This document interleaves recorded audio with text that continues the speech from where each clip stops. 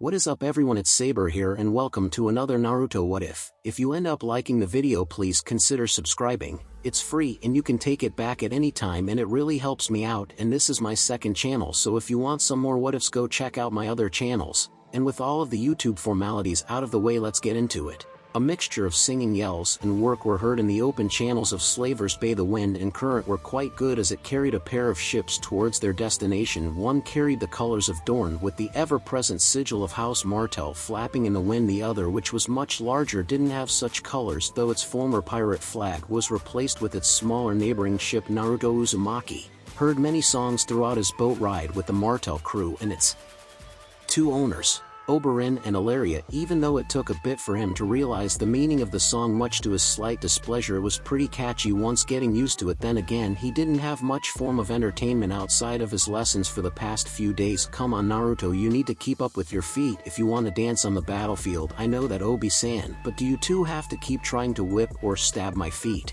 If I'm not doing it right, well, where's the fun if you're not doing it right? Came the cheeky remark from the sand snake with her whip on hand. Though it would be such a shame to see such a hot-blooded child like yourself die so early on. I swear to Kamiella-san, if you cut me and lick my blood, then we're gonna have a long chat while I'm kicking your ass. Oh, so you've dealt with someone like her before, huh? Oberyn stated as he spun his lance around with a mild curiosity. I've never seen you react that way before with her so far into our lessons. Letting out mocked gasp as Paramore spoke out as she placed a hand over her heart. How can you be so rude to Naruto? After all I've done for you so far, nothing but the mad twitching of the blonde's eye caused her to laugh, while her husband chuckled in response. After the pirate attack off the coast of one of the old Valyrian islands a few days ago, Naruto became quite interesting and relieved the couple's boredom. Sure, they would have had sex to relieve themselves of it, and doing so for so long can become quite stale. Either one would have read their books or helped the crew out on the ship duties on this extensive trip, which they've done for the past weeks. But with Naruto here, the married couple found something to preoccupy themselves. Things started out once things calmed down after the failed raid on their original ship. The pirates were offered two choices by the Martells for what they've done in the attack: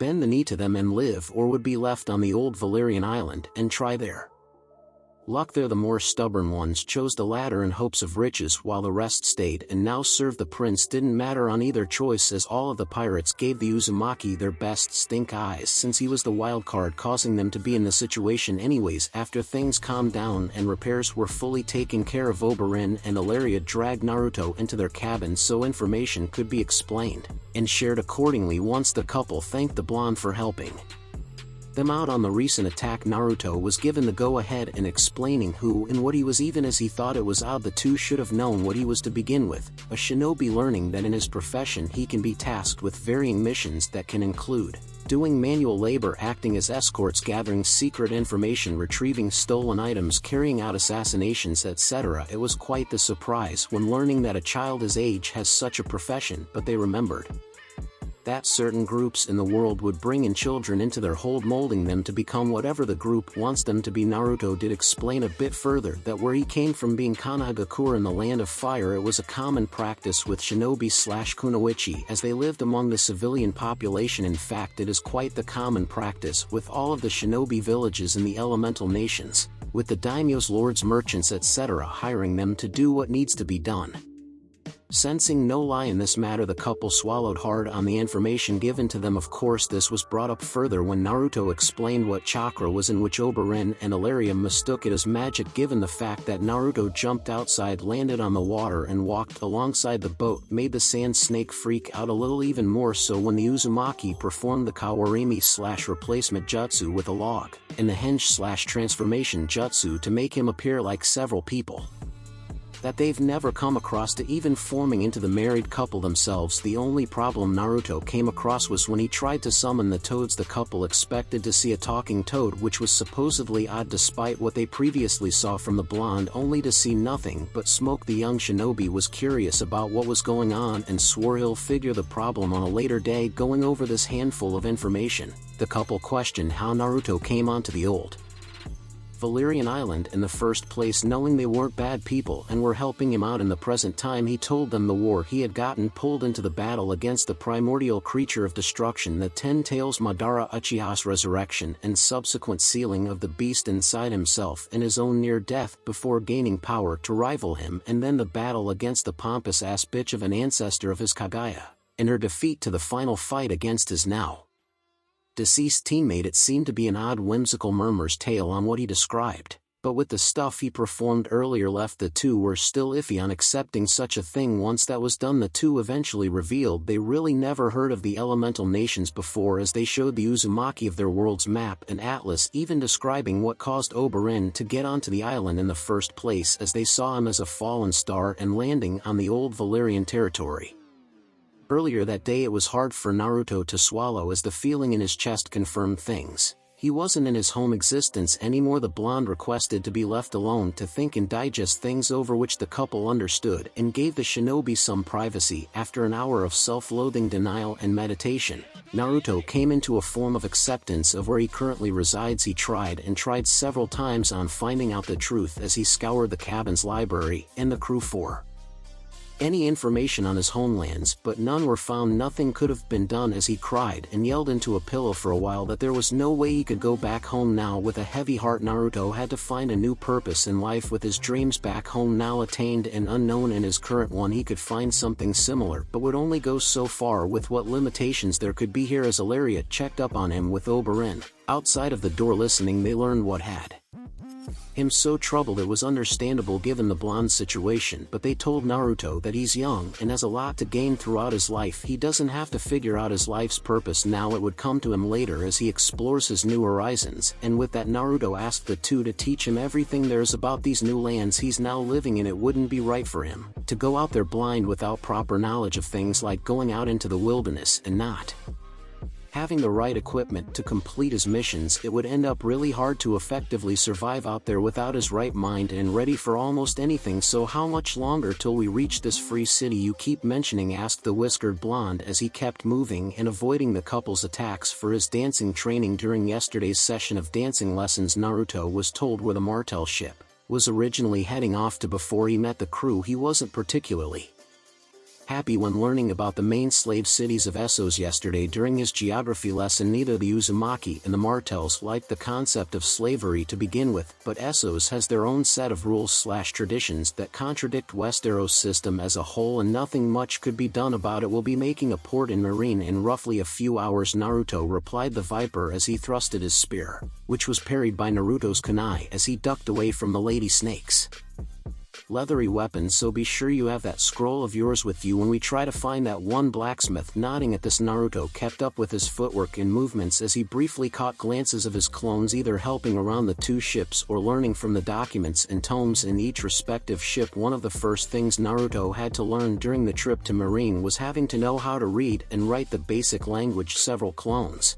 were taught by one of the recovering Martell crew members on how to do so, and some good hours later, with the clones dispelling, Naruto was considered a decent novice on the trait. But the Uzumaki is still practicing how to write in the basic language, as it was still a bit slow. Along with reading documents out loud though to test himself out, he summoned several clones and had them translate the Ika Ika works in the Gutsy Ninja book. It was a rough process due to how long they had to write, and by yesterday night the translations were done. As said clones stayed up all night and day to complete their task. Of course, once Ilaria and Oberyn got their hands on the translated Ika Ika books, well, let's just say they thanked the blonde and the original writer for giving them loads of ideas in terms of sex. Yeah, Naruto wasn't particularly happy on hearing that, since it was even more awkward with his clones' memories having to read the entire Kami Dam set. Sigh, why did I translate that smut? The Uzumaki thought as he backflipped several times from the series of strikes from the lance and whip wielders. I should have just translated Gutsy Ninja and be done with it. Oh wait, it's because I wanted to just sell those to someone, but no, I had to fucking read the entire thing for the damn translations. It wouldn't take several more minutes for today's dancing lesson to finally end, leaving the blonde teenager in a slightly panting mess. He wanted things to go well here, as he didn't rely on his chakra to improve his footwork. It will do wonders during confrontations later on, whether he fights with a weapon or barehanded, though it's still quite a ways away for him to do honestly well if he so happens to be low on chakra. All that Naruto can do now after this grueling training session is get himself cleaned up and change into a clean pair of clothing he had in one of his storage scrolls. After all, he can't be running around with this shredded up outfit. Now does he? Once that's done, Naruto will need to see either of the married couple to see what other lessons they have in store for him before making port. Few hours later, standing on the deck of the smaller Martel ship, Naruto was now clad in a spare jumpsuit with the jacket unzipped to show a black t-shirt with an orange leaf symbol. Tsunade's necklace was tucked underneath his shirt with the mesh layer underneath for protection. His wild spiky blonde hair flowed unkempt as his forehead protector was still off, since it's in Oberyn's possession. In terms of their agreement, he'll get it back once they make it back to Dorne, so Naruto can empty the one-tome scroll so Oberyn can do whatever with them. The shinobi helped the main Martel ship get docked as he jumped down with a rope on hand to help secure the ship down. As he did so, the blonde gazed off to the side to see some of the merchants selling their wares for the day. Gazing further away into the distance, Naruto saw the city's landmarks, as he remembered details on this place from what the married couple taught him, being the northernmost and greatest of the three great city-states. Slaver's Bay, as it was north of Yunkai and Astapor Marine, was considered the pinnacle of the middle of the Essos continent. The Skazaden River flowed through the city, with its origins coming from the mountains to help separate the territory from the Red Waste. This also included the Dothraki Sea, with it located beyond the river. In the north, like with its Slaver's Bay siblings, Marine was originally a colony of the old Giscari Empire, which was later conquered by the Valyrian Freehold/Empire when it destroyed the Giscari Empire some 5,000 years ago. Quite similar to the rest of the free cities across Essos, once the doom of Valyria occurred, the slaving cities slowly went back into their old practices as they reasserted their independence from what else the blonde was told Marine is by far the largest of the independent city-states, supposedly much bigger than Astapor and Yunkai combined. Gazing at the pyramids, Naruto saw where the city's wealthiest reside, while not looking down to know the poorest live in rundown communities. Even though the place looked beautiful, it was just to hide the horrid things the slave city kept behind their walls. His little musings ended once he heard the ship's plank hit the ground near him. Getting a handful of each of the ship's passengers onto the dock. Well, we're finally here, my love. That we are, my Viper Ilaria said with a small smile as the couple stepped foot onto the wooden pathway. Just wondering, but do you remember where the pleasure house is? Maybe Okami is sex what you two keep thinking about, Naruto yelled out as he drew attention from some of the crew members and the couple themselves. I mean, seriously, whenever not teaching me or occasionally helping around the ship, you two keep going at it like a couple of rabbits. And he chuckles. Well, it's one of the small things that we show each other our greatest affection, Oberyn answered, getting a mad-eye twitch from the teen. That, and we've been trying to do some of the things shown in those books of yours. They're not mine, they were written by Erosen and True, but you did translate them from their native language, and by that record you technically wrote them. Growl, stop trying to twist things around, Erohibi no Baka. But where's the fun in that? Laughing at the boy's reaction, he calmed down slightly before speaking to the young companion once more. Sorry, Naruto, but consider that a little lesson for you for what exactly. Try and unravel what was spoken, the sand snake answered, getting the blonde to look at her slightly. No matter where you are in this world, people twist words around, quite often manipulating people to their will. She's right, Naruto. Many people play this little game to gain more power and control, turning anything around and coil themselves around someone to snare them by their throats so their assets won't turn against them quite easily. That doesn't sound great, was the Uzumaki's response. A slight uneasy feeling came down his spine as he got what the two meant before looking back at them. And what about now? His question made them quite confused on what he just said, getting him to expand his question. Are you two manipulating me now? Why would you think such things? Turning over to the sand snake, seeing her confused look, Naruto answered back, you two have been nice to me ever since a few days ago, and I've done a lot on the ship's training and teaching me to better myself so far in this new world I'm in. That we have, Naruto, you're implying that we want to manipulate you, aren't you? Said the Dornish prince, getting a nod from the younger man. Letting out a sigh, he let go of his paramour and walked up to Naruto and looked him in the eye. I get what you mean, Naruto, but I don't want to do that to you. And why is that? Because that's not something I'd want to do to you, was the man's answer, getting him to elaborate further as he saw Naruto's curious Look, we've fought alongside each other in Old Valyria, and you've helped save my life when we fought Tom. And to himself, I've said before that you've slightly left an impression on me back on the island, but after these past days you've gotten better at it. I admit that you being quite extraordinary would be quite the asset towards my house, possibly rising our standing among the other main houses of Westeros, but I've been raised slightly better, that I should not manipulate and harm a child.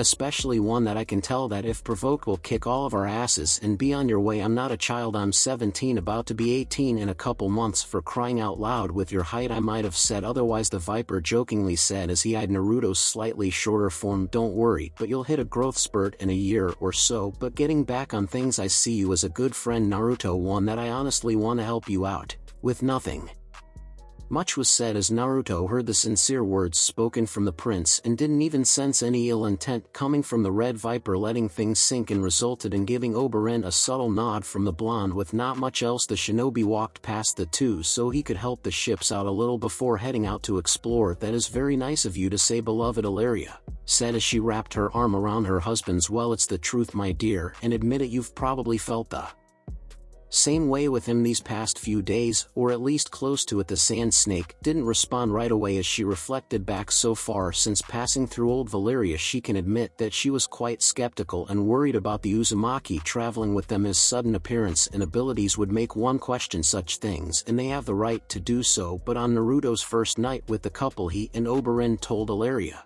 of what exactly happened on the island. Battles were described with much of her imagination to help on how some things were possible. The Valyrian steel scraps, halberd, armor, dagger, and crown were shown, making the paramour speechless on seeing so much all in one place, and even talking about the Valyrian smithing journal, the secured tomes, and the sealed-up corpse of Garren Lannister with Bright Roar made an interesting impact. By the end of all of this, she couldn't help but think of how big of a boom the shinobi will be towards House Martell as a whole. Varying houses throughout Westeros have their own famous assets that makes them well known one way or another, or some great form of reputation. At the current time with the Baratheons, there's Robert sitting on the throne with the Lannisters, allied by marriage. Speaking of Lannisters, they have the Kingslayer, the Hound, and the Danes have their legendary Sword of the Morning Dawn. Those were just examples at the top of her head and what made most people first think of said houses at the current time.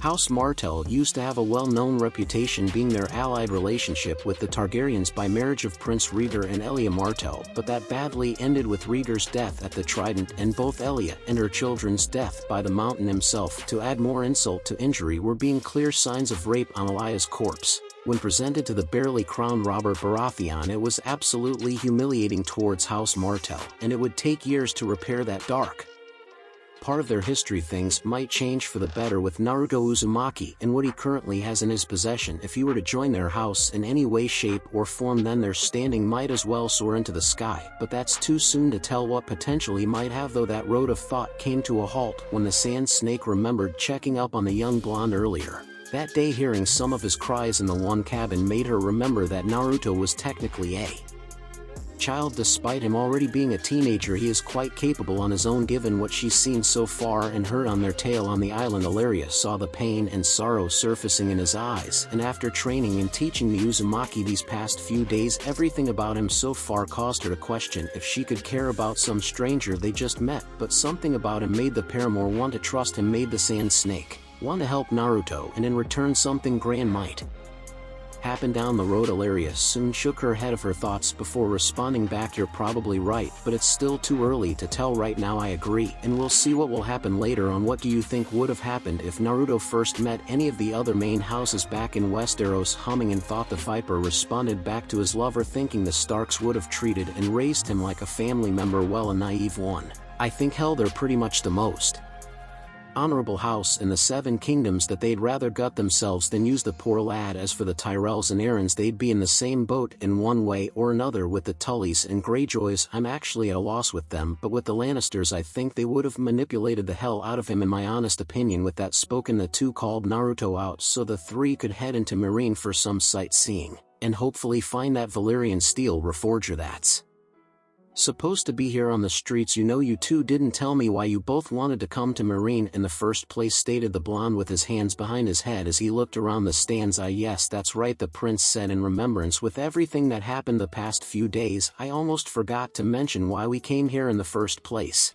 And don't tell me it's just to be at those places, stated the blonde as he heard from some of the Martel crew members on what the couple do on most trips out of Dorne, spending many hours at the pleasure houses and not much on anything else. Illyria giggled at the young companion's expense before elaborating to him, well, either of us would say that, Naruto, but aside from finding the reforger, we came here for the pits. The fighting pits, actually, replied the Viper as the two kept navigating through the streets used in the Slavers' Bay cities. They provide the city's citizens and visitors with entertainment, and said entertainment mostly consisted of gladiators against gladiators, beasts pitted against beasts, and gladiators against beasts. Hearing this, Naruto thought it was quite odd and decided to voice it. Why would they do such things, Obi-san? Like I said before, Naruto, for entertainment. Years ago, before the Valyrians took over their cities, they used the fighting pits as tribute to the Gislan gods with blood sacrifices, and during the time of being controlled by the Valyrians, the pits replaced the slaves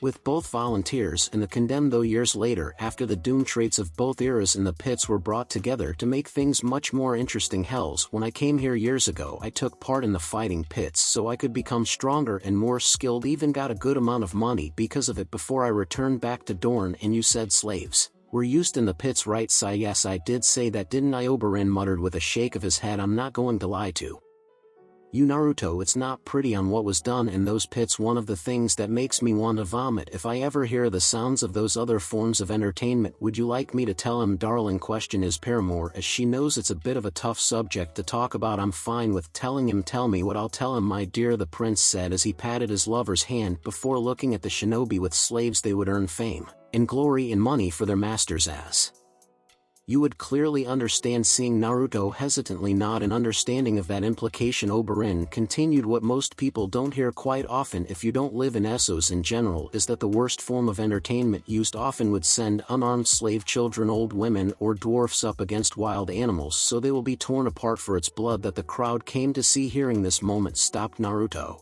in his tracks with a surprised look on his face as anger started to boil inside of him. The Dornish couple saw this happen and tried to calm him down, but hesitated as they saw something unusual happen in the blonde's appearance. His blue eyes started to turn into reddened slits, his whisker marks became more pronounced, and his canines started to sharpen. They suddenly didn't know what to do at this moment before he bursted out like a damn, what the hell is wrong with them? The Uzumaki yelled out as the actions in the marketplace seemed to come to a complete halt, doing that for some stupid form of entertainment. Shaking out of his shock, Oberyn came up to the shinobi and tried to calm him down, but it wasn't working all that well. Yelling out on his displeasure of what's going on made varying people in the surrounding people feel unsettled. Even the unseen pressure that seemed to slowly grow didn't help all that well. This is getting out of hand, thought the Viper as he felt the pressure building up in the surrounding area. I need to snap him out of this, or else things might go horribly wrong. Not having any other option, Oberyn decided to do something quick and somewhat drastic. Slap. Will you calm the hell down, Naruto? Yelled out the Dornish prince, leaving the stricken Uzumaki speechless on the recent action. Blinking in surprise, Naruto turned his head towards Martel with widened red slitted eyes. What did you do that for? Because you were causing a scene and were doing something that I can't quite explain. Martel gestured to the varying people in the area. Seeing them shivering with fright and on the verge of passing out made Naruto lower his head in shame. Sigh. Let's get away from here and keep moving. Grabbing Naruto's arm, Oberyn motioned Illyria to follow as they went through several alleyways for any chance to hide away. Given what just happened, the married couple wondered what Naruto did, that the moment people start coming to their senses they might hunt Naruto down and do something drastic. After moving around for several minutes, the group decided to stop as Illyria stood off by the alley entrance to keep an eye out on things. Okay, Naruto, now that we're clear for the time being, mind telling me what that was about? Not getting any response from the blonde, the prince sighed before speaking again. I would obviously be asking about what you did back there, but I have a feeling this isn't the time nor place to discuss something like that. What I do want to get from you is why you yelled out like that. Because it's wrong, the Uzumaki muttered loud enough for the couple to hear. I know it's wrong on what the slavers do with most of the people at the pits, and it sickens us, Naruto, but there isn't anything we can do about it. This is much higher than any of us can do to change this sickening habit the masters of Slavers Bay have had for generations. Looking up at them, showing his now blue eyes, regular birthmarks, and shortened teeth, Naruto questioned this. Then why hasn't anyone done anything about it? The Valyrians died years before Naruto After they took over the lands, but after the doom things slowly came back into play for these people, it takes time for proper changes to happen, yet there are those that keep that from happening for their own benefits. Once again, not much was spoken from the blonde as he looked away. Sigh, we shouldn't be wandering around too much now from what happened earlier unless we change your attire. This got Naruto snap out of his little thoughts and questionably looked at Oberyn. What do you mean exactly? Illyria soon answered as she walked back with everything seeming clear for the time being. What he meant, Naruto, is that your unusual attire stands out way too much. Not that I mind, since orange is a favored color to House Martell. Really chuckles. Yes, really, was her response as she saw the slightly brightened look on his face. I take it you really love the color. Yeah, I do. Orange is the color of the gods after all. Oh, if that were true anyways. Going back to your attire, it's way too unique and you'd be spotted if people here are trying to look for you, Illyria explained, getting Naruto to nod in understanding. Don't you have any other attire with you? Naruto, sorry, but I don't. I only have a few outfits sealed up, but like you said, they'll end up standing out. This didn't sit well from the couple as Oberyn rubbed his head slightly. Sigh, this complicates things. I agree, beloved. Thinking something quickly, she looked around and saw a little shop and moved Naruto towards the door. How about you stay here until we get back with some clothes for you, and no buts on anything. We don't want you running around and end up causing trouble. But I hate to say it, Naruto, but she's right. The Viper interrupted Naruto in slight agreement. Besides, you need something else other than your current set of attire, and we were planning to get you some clothes while we were in Marine, so just stay here, and we'll be back until you know it. With that said, the couple made their way out of the alleyway and went to find the marketplace again to get Naruto some clothes to change into. But as they left him at the shop's entrance, Naruto had a slight twitch to his eye. He tried to say something to them but didn't get the chance to speak his mind. Sigh, I was going to suggest I henge myself so it could have been easier to move around better, he muttered to no one in particular before his eyes soon caught on to something interesting. Turning around more, he saw several other objects in the room that made him quite curious about the find. Weapons, not only weapons, but armor as well. As his eyes scanned the area. Hello, what do we have here? Walking up to some of the varied weapons on display, his eyes were taking in their details to see they were of great craftsmanship and smithing, from the axes, swords, hammers, lances, and spears. But Naruto didn't see much in terms of throwing weapons. Sure, there were knives and daggers, but nothing in the conventional sense of being used as proper throwing weapons, like kunai or shuriken. Going over to some of the armor displayed, his eyes inspected the plating for each of the body parts similar to the weapons. The armor pieces were excellently crafted, and he didn't have to touch them to see that they were quite durable on the high quality work. Naruto was going to check some of the other forms of armor on display when he heard someone walking into the room. Sigh, well, that was a good order done and over with, the man muttered as he went past the clothed doorway. The man was going to say something else when his eyes landed on the potential customer. Oh, hello there, lad. Hello, Naruto weakly said as he eyed the man, and there was one thing to really describe his appearance as a whole.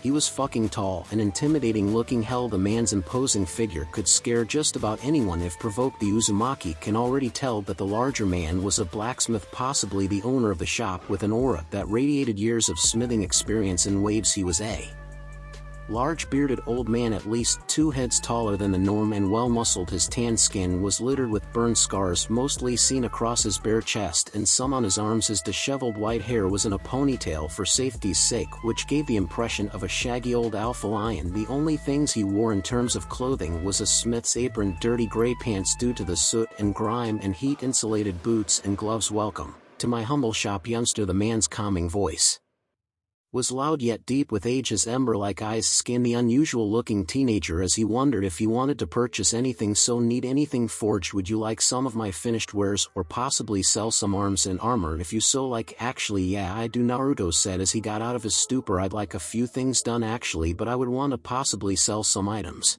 I got a few days ago. Ah, okay then, lad, let's see them. The forger soon walked towards the other side of the counter and waited for the blonde to do his thing. Though I don't mean to offend, but I don't know if you have much on you. It's alright, Gigi, I have it in my pack. Gigi, it means old man. Where I come from. The blacksmith nodded as he saw the jumpsuit wearing teen reach into his pack and pulled out a scroll. Of all things, he didn't know what the child was doing exactly as he unfurled it on the counter to reveal the intricate artwork. It was even odd as the blonde bit his finger and wiped some blood on But before the older man knew it, a resounding poof soon followed with a plume of smoke. As it dissipated, there laid a variety of knives, daggers, and a short sword that each looked worse for wear asides from the items in front of me, lad. But what in blue blazes was that? Oh yeah right, Naruto actually forgot that he shouldn't use his chakra all that much in front of public eyes, or else he'd be accused of witchcraft. From what most people in this world say, from what they can't understand, chakra unfortunately can be considered in that category. Since Naruto didn't have an excuse ready, he decided to tell the truth. CEO, what's your name? Sorry, but we didn't introduce ourselves yet. If we want to do business right, yes, introductions are in order. The intimidating Smith nodded before he stood up a little straighter with a smile on his face. I am Andre, and smithing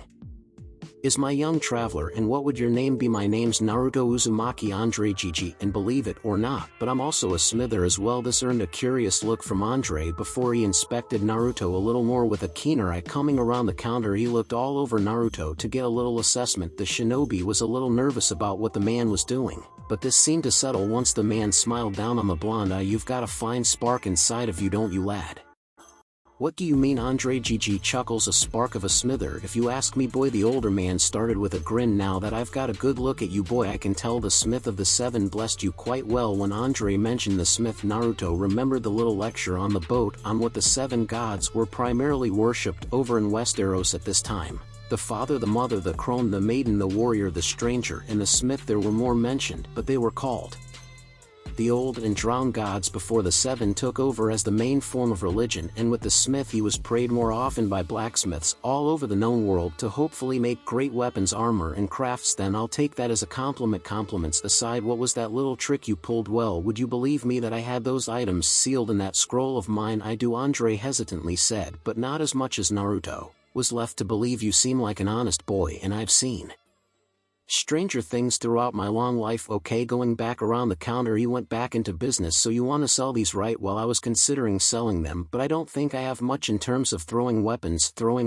Pulling out some kunai and shuriken from his pack, Naruto presented them to the older blacksmith so he could inspect them. Interesting craftsmanship, thanks. Made those myself anyways. I was somewhat hoping I could maybe use your forge so I could use these weapons and smelt them down into my items. I could show you even how it's done. Andre thought for a moment before giving the blonde teen a shrug. Why not? I've got no other orders to make today, and I need some entertainment. Nodding in acceptance, Naruto followed Andre towards the back with his scroll and spare weapons to see a larger than normal smithing room. It was well ventilated, with all of the traditional blacksmithing equipment spread throughout the room. If you're wondering about the size of Naruto, this place used to be a pleasure house a good number of years back. Andre stated, getting Naruto to look around the spacious area for the man's workshop. It was abandoned as the owner moved his business a good number of streets away from here, and I think that one got moved as well. Hard to remember most of those things with how changeable this city can be. If you ask me, if you were pretty busy, then you could fill this place up more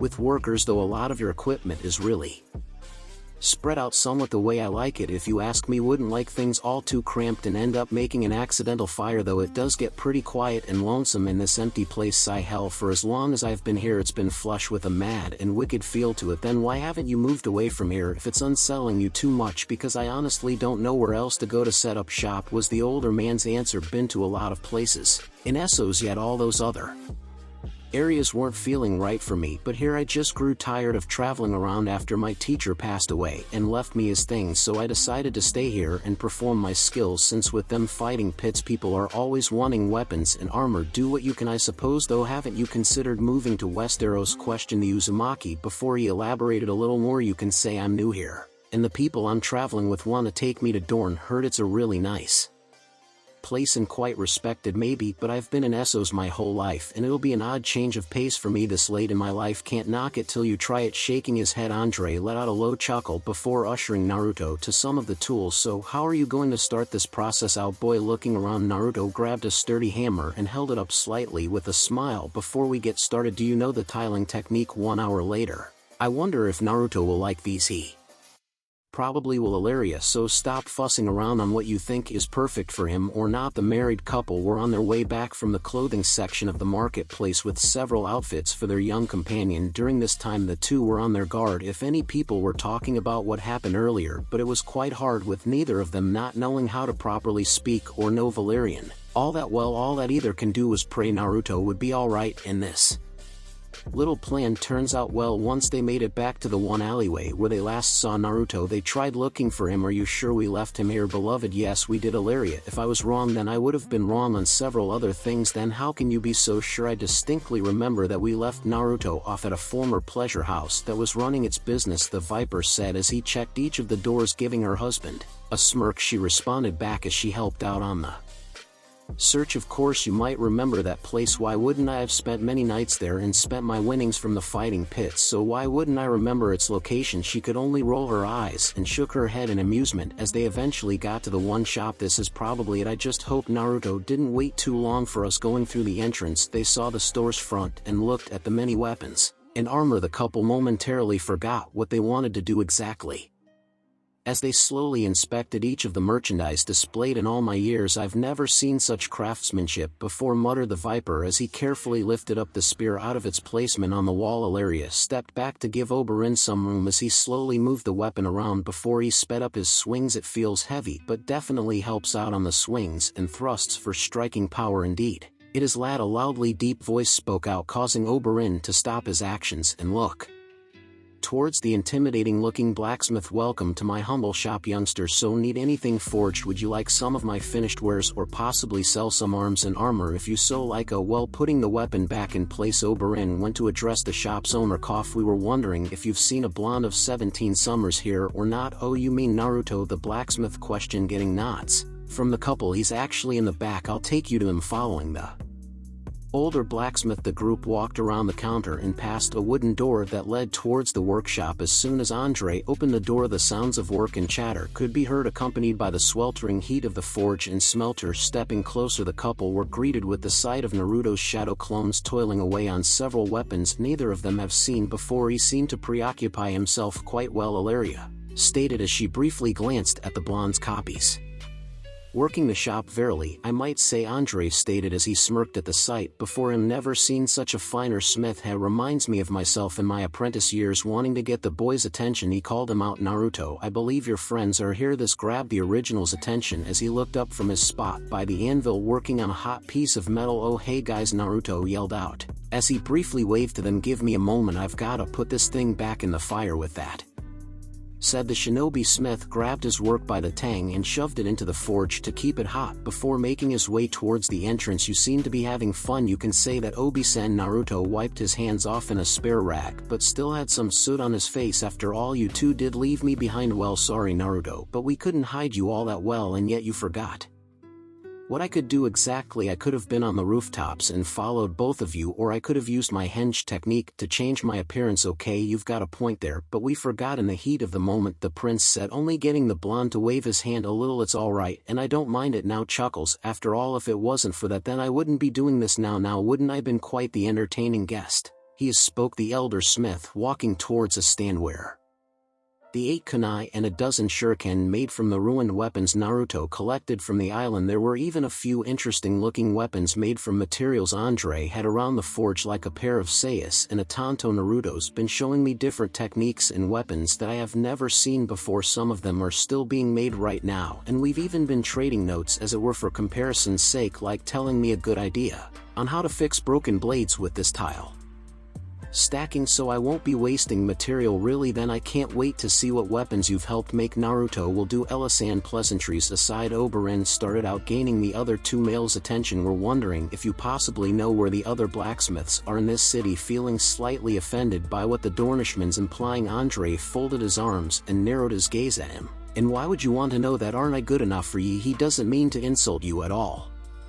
Andre Gigi. The Uzumaki tried to calm the little tension down as he got between the two older men. It's just that we're trying to find someone that can help us out on this little problem of ours, and he's supposed to be in this city. And what would that be? Boy scratching his head and nervously chuckling. Naruto answered the elder smith's question. We recently acquired Valyrian steel and wanted to reforge the material. And where did you happen to come across the ancient steel? Valyria, was the response. Oberyn and Naruto shared, wanting to back up their claim. Naruto pulled out the scrolls that contained the metals they found before walking towards the store's lobby to properly present them. Once everyone was in there, Naruto drew his blood and smeared it onto the seals to bring them out into the world. Well, I'll be damned, Andre said in slight awe as he gazed at the unsealed halberd armor and scrap metals. So much Valyrian steel. And you want me to reforge some of it? Wait, you can work with this? Why? Yes, I can, Naruto the smith responded as he chuckled at the group's surprised looks. It's been a while, but I can definitely work with them. Shaking out of his stupor, the Uzumaki spoke up to the elder smither. Just the halberd, Andre Gigi, when Obi-san, and I got this. It was too damn big for either of us to use properly. So you want to have this smelted down and properly used? I wager. Yup, Obi-san tends to use lances or spears as his weapon of choice, and since this whole thing is all Valyrian steel, you could use the leftovers to create a sword for Ella-san. Hearing this, Ilaria was shocked and tried to turn down the offer, but Oberyn placed a hand on her shoulder. We insist on my love. I wanted it to be my gift to you after Naruto and I were discussing things over yesterday. At this, the paramour smiled before capturing her husband's lips to show much she really appreciates it now. Yes, I see what you mean, the giant smither said as he inspected the weapon in question while ignoring the bit of affection going on by the couple. And do you have any ideas in mind for designs? I could think of a good number of them since I've longed to reforge Valyrian steel again, but with this fine metal procured I would like the commissioner to choose. And how long ago was Andre Gigi adopting a thinking pose? The smith racked his mind for how long it's been for him. If I were to guess, it's been roughly a decade. It was quite the unusual order on reforging some Valyrian steel he procured and wanted it to become an Arak. Naruto looked at the older blacksmith on what an Arak was. Seeing this, Andre pointed towards the side to let Naruto see a curved blade with a two-handed grip. The man said he was trained to fight like a Dothraki in the fighting pits, and he wanted his weapon to be quite unique. Nodding and understanding, Naruto pulled out his sketchbook and flipped through the pages to show what he and Oberyn had in mind. At the desired pages, Naruto handed the sketchbook towards the elder blacksmith and inspected it with a critical eye. Andre gave out pleasant hums with what he was seeing and understanding. I think these are pretty good there, lad, though some adjustments might be needed. Nodding and understanding, Naruto soon asked the obvious question that snapped the couple's attention towards each other. How much do we owe you for the reforging then? Normally if you resided here in Essos, then I'd charge you in the Marinese Volantis or Bravosi currency, but since you belong with these two who are from Westeros, then I'll charge with their currency and their highest coin being gold dragons, the elder smith stated, getting an odd look from the blonde. Mind showing me what a gold dragon looks like? Hearing the unusual request, Andre went into his little safe and opened it up before placing a gold dragon coin on the counter. Picking it up, Naruto inspected the coin in detail while the others watched the teenager. Before either of them could speak, Naruto spoke once again. So I'll ask again. How much do we owe you for the reforging? I'd be charging you 80,000 gold dragons for reforging the halberd into the desired weapons. This caused the couple to wince on how steep the price was. If the Martells were to purchase the reforging, then it'll hurt their financials to some degree, though since you've been a fine company for me today, then I'd give you a discount and lower the price to 60,000 if you could help me out on this little project. Hell, I'll even teach you how to reforge the steel to help sweeten the pot. Really, you'd actually do that, Andre Gigi? Naruto questioned as he thought the idea to possibly reforge the metal on his own could be pretty good if needed. Oberyn did say that the Valyrian reforgers can be hard to convince to teach others the proper way of doing so, but if Naruto can learn it, he could try an experiment on his own to make his unique take with the metal he currently has. Chuckles, like I said, boy, you've been in fine company for the past hour. Besides, I need to teach the knowledge of the craft before I pass on. Like my teacher before me, haven't had any apprentices to begin with, but you seem quite knowledgeable enough to possibly make things interesting, even though we've only interacted for the past hour pretty much. So how will you pay for the order? Boy, you don't seem to have the money on you, and the same goes with your two friends. Andre spoke as he eyed the Martell couple. Unless you have the amount on your ship, or possibly one of them scrolls with that odd magic trick of yours. Naruto nervously chuckled as he rubbed the back of his head before replying, now that you mention it, evening Oberyn's and Illyria's lodging, I've got to say, but today has been quite interesting to say the least, muttered the Viper as he laid down with his love lying on top of him, naked as the day they were born in one of the bedrooms with sheets covering themselves obviously. And it hasn't even ended quite yet, said the paramour as she drew circles on her beloved's chest with her fingers while grinding against his leg in a slow, sensuous manner. During their stay at Marine, most of the Martell crew and the couple were staying in the same building so neither of them would lose themselves when trying to find each other if spread out too far. The current lodge's interior ranged from the silken curtains to the decorative furniture with the Marinese style did what the lodge could do to distract the attendants from what takes place outside. Most of these lodges are made like so for wealthy travelers for a little extravagance with how beautiful an appearance it was, which is quite typical for any major city. On their current thoughts, the couple were thinking of what happened earlier at Andre's shop with several revelations brought up. They were quite lucky in finding the Valyrian reforger in this city and had quite the feeling that the finished products of smelting down the halberd will look and work wonderfully. Though when it came to the pricing, Oberyn was going to ask the elderly smither for a down payment with additional ones later on. The Red Viper was a man of his word and would pay back over a consecutive time, but to the couple's surprise, Naruto actually had the amount on him and then some. The Uzumaki forgot to mention this during the boat ride over to Marine, so he unsealed the rotted chest and opened it up to reveal the trunk full of golden dragons. From what Naruto explained before, he and Oberyn met, he fought some stone men along the way and they guarded this chest. After taking care of them, he took the gold as his own. The blonde figured that it was collected by many stone men across Valyria for quite some time and hoarded the gold like a greedy dragon, but to have that much, thought the Viper, as he had to steady himself when hearing Naruto that he used clones to count the chest's amount, that it was roughly the original reforging price. The blonde paid the whole order in full and kept the rest for himself for a rainy day. Once leaving the shop, Naruto hung out with someone from where he came from, with the scar running across his nose, the dark tan skin, and the high ponytail with the odd-looking attire that made the couple think it was for military purposes. It took them a while to find the building they were supposed to be staying at, and once passing through their lodge's door, the three went on their own forms of rest and freshen up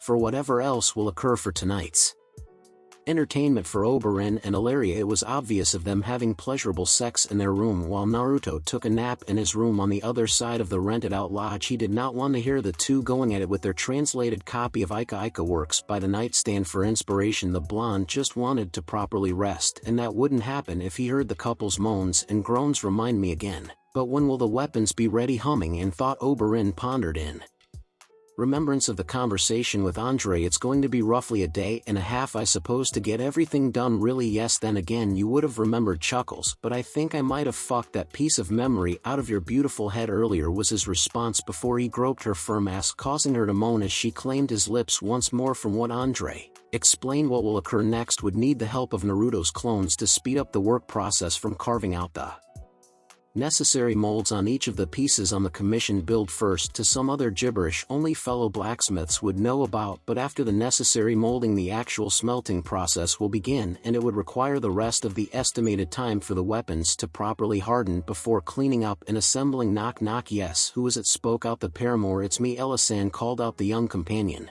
from the other side of the door. I'm wondering if either of the two love birds are decent. The lovers rolled their eyes before getting up from the bed to eventually wrap themselves in robes. Were coming. Naruto once at the door, they opened it up to see the freshly cleaned Uzumaki in one of the new sets of clothing the couple gave him before Ilaria spoke. So what do you need? Just playing messenger apparently, the teen responded in a dull tone. Sighs. Some of the crew said that dinner will be ready soon downstairs, and they wanted me to inform you too on that, so both of you should probably freshen up and not go at it like rabbits in heat. In terms of freshening up before heading on down, Chuckles of course inspecting the blonde before them. The sand snake gave off a pleasant hum. And I've gotta say, Naruto, but you look quite handsome now. Naruto's current attire seemed to be a drastic change from Naruto's orange/blue jumpsuit to something a little bit darker, from the brown long-sleeve tunic top with orange stitching and sewn-in designs. The sleeves ended halfway past his elbows to show off wraps around his arms and ending at the wrist, a pair of black pants that ended at the ankles, and a pair of boots that were odd for Naruto to wear. The add-ons to the attire were the wraps around his right leg to have his one little pouch tied there and the second pouch attached to his belt. Thanks, I guess, was the blonde's response. It's gonna be a while for me to get used to it though, especially with the boots,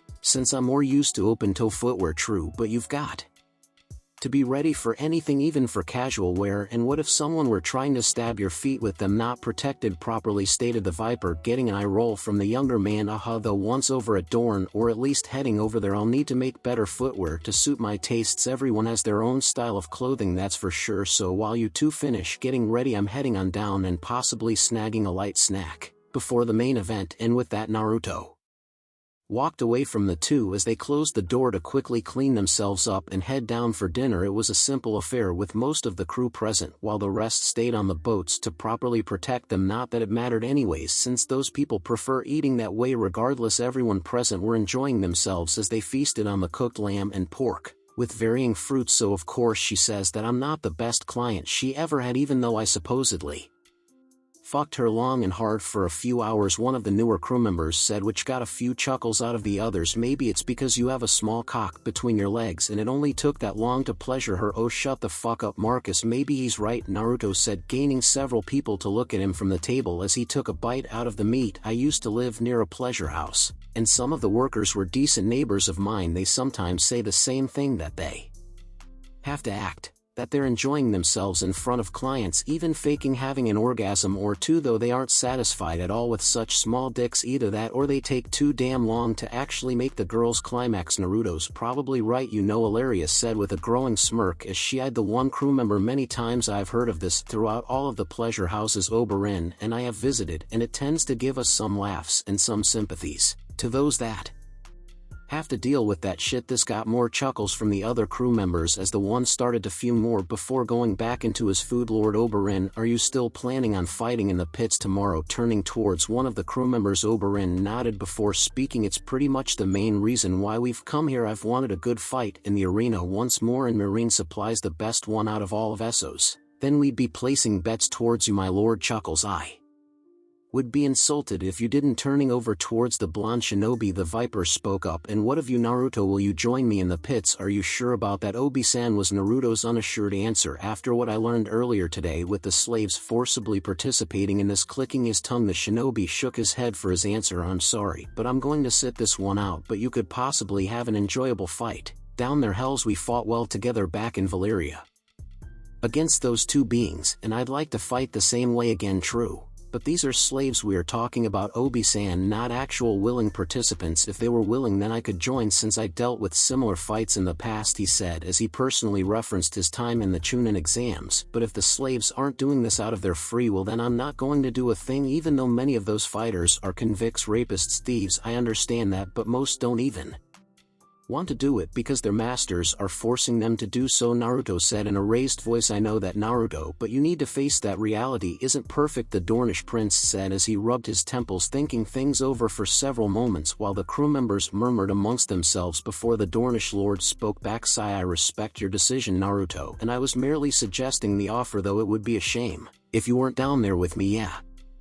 Shame. The rest of the evening went well as conversations went on to other topics. While enjoying their meals, Ilaria, though, kept looking at both her beloved and the blonde Uzumaki as she wanted to do something, say something, especially since she had this feeling in her stomach that her beloved will need Naruto's help for what's to possibly come next day. Out of all of the fighting pits in Marine, Daznak was considered the grandest out of all of them. All the stands were packed to the brim as slaves, masters, free people, and visitors alike attended the entertainment for today, though in one particular stand, which is reserved for high-esteemed guests of honor or royalty, only a few guests appeared seated in there. One can consider this a grand spectacle even before things started. This place isn't that impressive, were Naruto's thoughts as he eyed the large form of architecture. I think the Konoha Stadium's bigger than this place, even as better seating. The weather seemed to be a bit better as of late, with there being an overcast today to cool off the heated air and not having it be so bright. Many preferred this while others didn't, but it couldn't fully matter at this point. The crowd was cheering with anticipation as some Marinese riders came out onto the field to do a little show before heading inside to get things started. Soon enough, a man walked onto the field, causing many spectators to rise from their seats and give him a round of applause.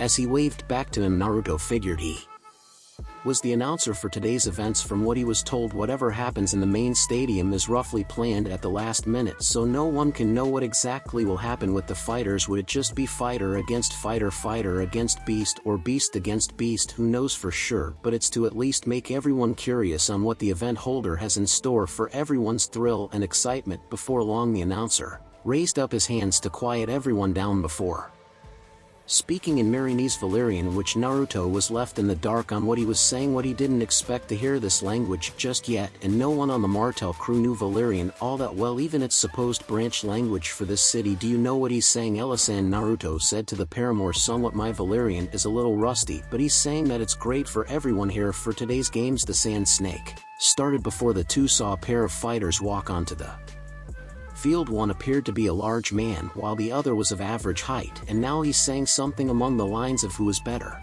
Strength or speed? My money would be on strength, one of the crew members stated as he got several grunts and nods from some of his colleagues and friends. Hell no, speed's so much better, asshole. The fuck you say, Tarek? You heard what I said. Things could go either way, Naruto stated as he saw the two combatants fight it out while the crew members did their own conversations with. Betts' statement caused Ilaria to look at him quizzically, to which he noticed and decided to elaborate. Strength and speed can go either way, but it depends on how it's used exactly. Mostly depends on smarts. If you want to add that into the problem. How so? She asked, even though she already knew the answer, but she wanted to hear Naruto's opinion on the matter. If you're dealing with strength, it depends on how much you exert yourself when dealing swings and blows onto your opponent. Said person would need to try and not tire him/herself out. That will eventually leave yourself open to attacks. Overwhelming the opponent with strength alone won't end well if the person just relies on that, the shinobi said as the two saw the strong fighter swinging his sword around while the speeder was jumping or sliding out of the way. With speed, one needs to be quick-witted to come up with things on a moment's notice,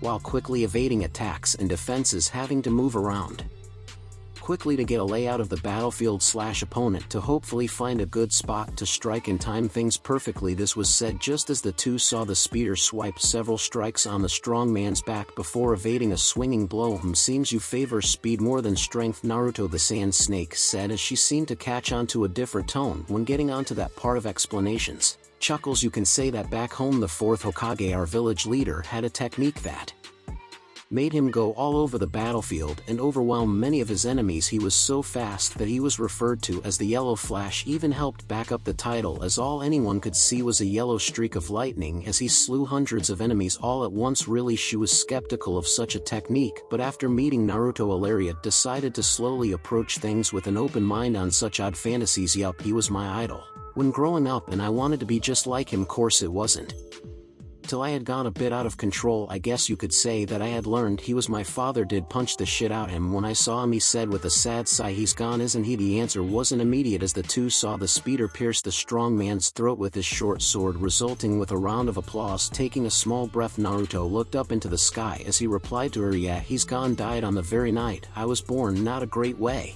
to celebrate the day of my birth and the one after that and ones that followed. I'm sorry to hear of that, sigh. It's alright and thanks. As the two saw the announcer walk back onto the field with several men to carry the dead body off the field, the paramour asked the obvious question to hopefully help the young shinobi. You want to talk about it more? Shaking his head, no. Ilaria wanted to help a little more. You can talk to either Oberyn or I when you feel ready. Even what happened yesterday in the marketplace will do well. It seems Obi-san is going to have his fun now. Putting their attention onto the battlefield, Oberyn and 5 other men were walking into place with their respective weapons on hand as the crowd cheered for excitement. Once more the Red Viper had his trusty spear by his side, a few knives and a short sword on his hip, while wearing his signature leather armor that he wore on the island with some fixes and add-ons like some metal plating underneath for protection. The other fighters varied in terms of appearance, causing Naruto to ask the Sand Snake to identify some of them. Ilaria helped translate the best she could when each of the fighters were introduced. The first was apparently a Dothraki bloodrider for one called Drogo, who came by the city for rest and wanted to see some entertainment before passing by, who by the way was in the special stand with the blue tattoos on his body and the varying braids on his head, once explaining a bit of info that Dothraki don't believe in money, they do believe in glory. Hence why one of the Call's fighters was attending this match. Following the Bloodrider was Mirine's champion, as he wore a black suit of armor with a lance and shield. The third fighter was a dark-skinned axe wielder. The fourth was apparently a convicted thief with dual knives, while the last was a fighter from Volantis with his broadsword and shield. Soon an announcement was made. Once introductions were finished, the announcer stated that once 3 warriors remained, the next portion of entertainment would begin, causing many to wonder what the event holders were planning. And once the man left the battle area, all of the fighters spread it out and started off their fights. Oberyn ran towards the Milanese champion and soon clashed, as both fighters wanted to prove that one of them was the better spear/lance wielder than the other. Both seemed evenly matched as they parried and dodged each of the thrusts and swings their opponent delivered, from what Naruto and Ilaria could tell. From their seating, Oberyn was enjoying himself quite well in this fight of his. The Volantis fighter was up against the Dothraki Bloodrider. As both were keeping up with each other, the swordsman kept blocking his opponent's attack while attempting to slash at the horse rider's bare skin, though one bad move proved to be the swordsman's undoing as the Bloodrider got behind him and sliced the Volantis fighter's head right off of his shoulders. With the last pair of fighters, it seemed to be a repeat of the strong man versus the speeder. The convict kept moving out of the strong man's axe swings as he threw one of his daggers. This was easily deflected before the axe wielder ran at the thief. The convict ended up tripping, which gave the strong man his chance of swinging his bladed weapon down and cleave the thief's head in half with a gory mess in the end. Back with the lance/spear wielders, the two were still at their fight, blocking and evading as much as they can. The viper was merely playing with his prey, taking his chance. The prince threw his spear at his opponent, who moved out of the way with how fast the projectile was. This was merely a distraction as Oberyn pulled out his knives and lunged at the Meereenese champion. Said fighter jumped in the air and thrusted his spear, but the Dornish man slid on the ground so he could get under his opponent, and with precision Oberyn shot his armed hands and jabbed the blades into the man's sides,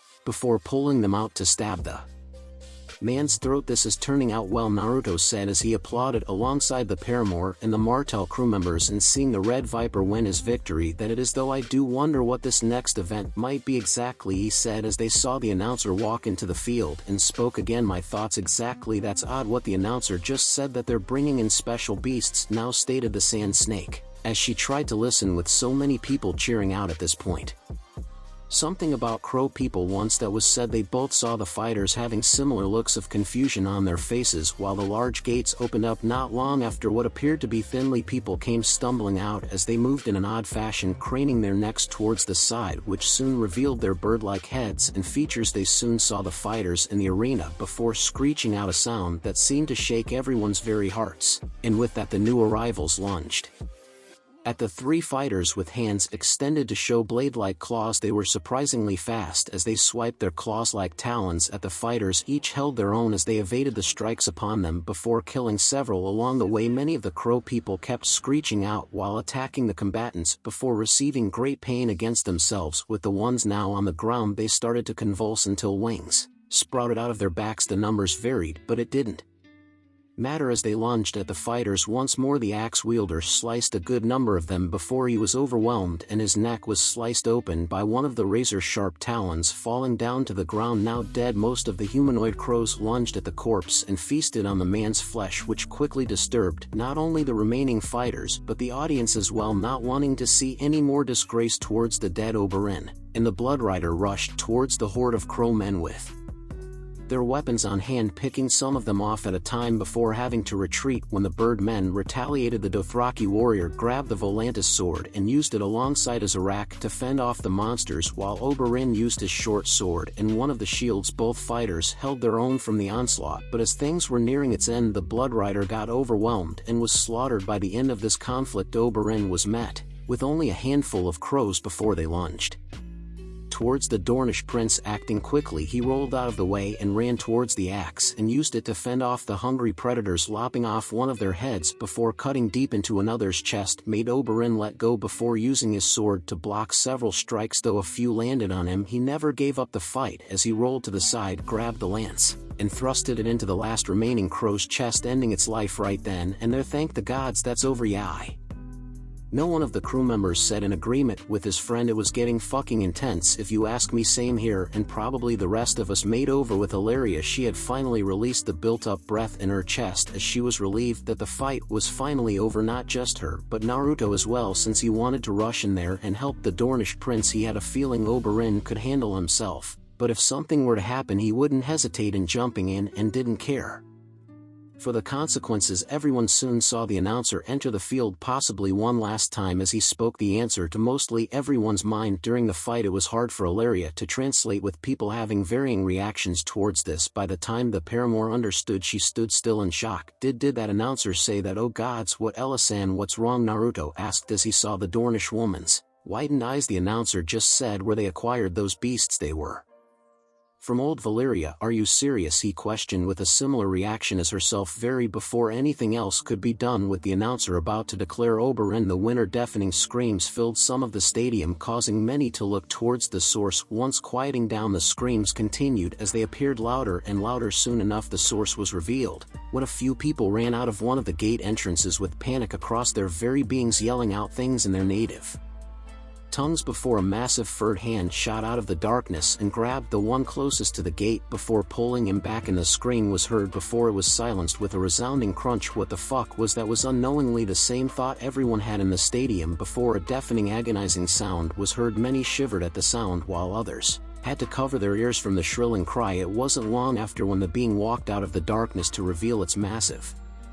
form and caused many to panic. Once landing their eyes upon the beast, the creature was quite massive with hideous horns upon its dog-like face whose shrieks sounded like cries of agony. Although at first glance it appeared malnourished, with its barely skeletal body with bloodied fur covering sections of its very being. Upon a better eye, Naruto had a truly bad feeling this monster has a form of high agility on top of its obvious supernatural strength. With how it's built and how long its body and appendages are, the beast slammed its massive hand onto the ground as it stalked its way further into the stadium. People were in panic now, and many were rushing to find an exit at this point, though there were still people seated and either watching the incoming slaughter unfold or wanted to keep their religious practice and seeing the prince's death to appease their gods. As the Valyrian beast stalked closer, Oberyn rushed towards the side so he could possibly escape, but it would not happen as the horned beast rushed in that general direction, cutting the viper's escape attempt. Not having much of a choice anymore, Oberyn jumped back as the beast slammed its massive arm down at his previous spot. With the present opening, the viper swung his spear several times to draw out agonizing screeching from the beast. This soon stopped as the monster swung its massive hand to smack Oberyn several feet away from his previous position on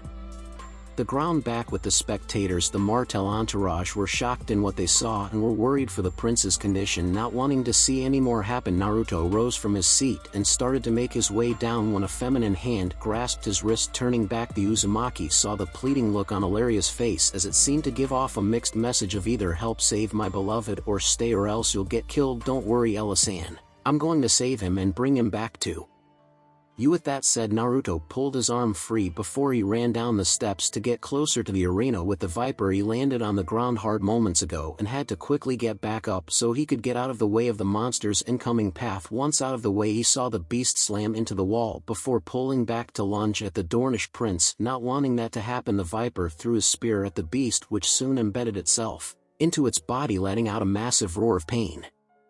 "Yes, how about you feel that, bastard?" growled out the fighter as he soon ran away to possibly snag another fallen weapon to combat against the Valyrian beast. The horned monster pulled out the spear and broke the staff in half before stomping its way towards its prey. With its speed, it'll reach the fighter soon enough to feast upon his flesh, and with an outreached hand the monster was about to claim its prize when something slammed into itself, sending it back several feet. "Get away from him, asshole!"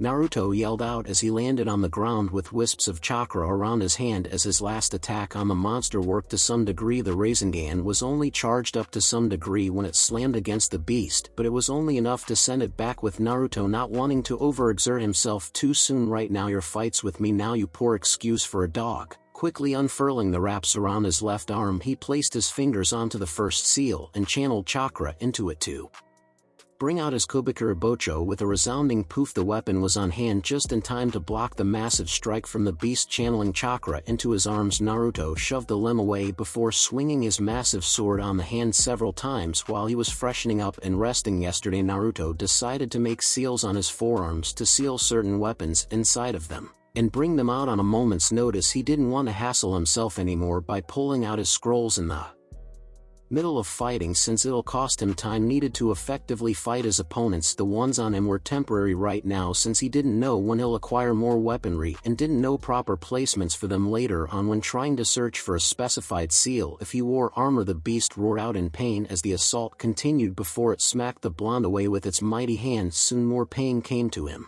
as it turned around to see its original prey slashing and cleaving Its very legs with an acid-acquired blood started to seep through the wounds as both combatants went back on their assault, slamming both hands on the ground. It did a sweeping motion to knock its two opponents away. Naruto and Oberyn cried out as they were sent away and tumbled on the ground. Naruto quickly recovered as he pulled out several exploding kunai from his pack, ignited them and threw them at the beast. Once impacted, they exploded, and caused the monster to stumble back with its agonizing scream. Well, Obi-san, it seems you got your wish after all. True, but I didn't imagine it being in this situation again, the Viper voiced out before they moved out of the way as the Valyrian beast lunged at them with fury in its dark eyes. The beast kept slamming its hands onto the battlefield as both combatants were attacking it from both sides of its body. Having enough, the monster spun around in a fast motion and smacked them away in the process. This caused Naruto to loosen his grip on his Kubikuri Bocho and sent it flying across the battlefield. Well, that's going to fucking suck, muttered the blonde as he saw how far away his main sword was. Unfurling the wraps on his right arm, he channeled chakra into his hand and placed it onto the now visible seal. At least I have this one now. Oberyn tumbled onto the ground and saw Naruto's weapon landing far away from their position. He cursed out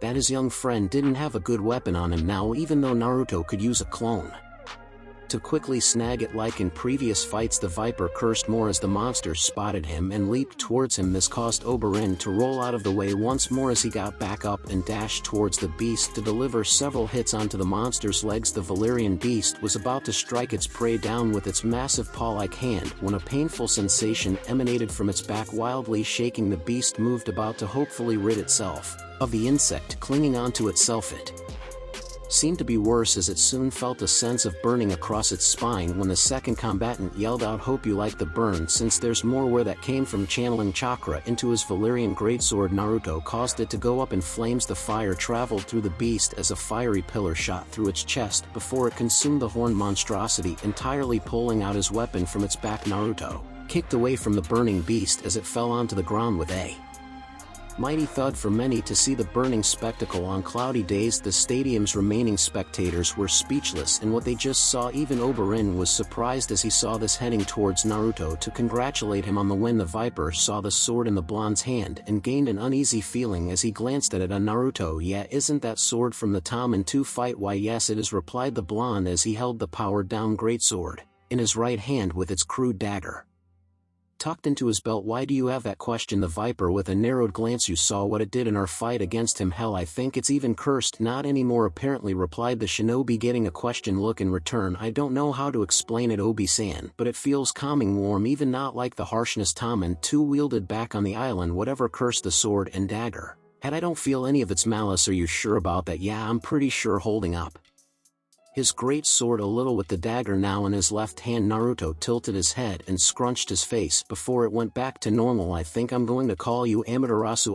"What Amaterasu?" "Obi-san, she's the sun goddess where I come from, and like the sun its flames are warm." "Okay." If either of them would have noticed from the burning corpse of the Valyrian beast, they would have noticed the slight twitching of one of its paw hand's fingers, moving ever so slightly before they tightly snapped into a fist, while the other hand barely started to move. Slamming its open paw to the ground caused the 2 combatants to pause their actions and slowly turn towards the fallen beast with widened eyes. Mustering a lot of its strength, the burning beast lifted itself up from the ground with creaking and splintering sounds coming from its bones as the fire seemingly mended its very wounds. The fire reignited its fury once more as burning eyes moved from the Dornish prince towards the one that previously killed him. Bellowing out an agonizing roar, the 2 combatants were assaulted with the hottest gust of air either of them could ever experience, and with the darkened sky it helped add on to its haunting appearance for possibly no one to ever forget. "You said that sword wasn't cursed, it isn't?" Pointing his finger in an accusing fashion, Oberyn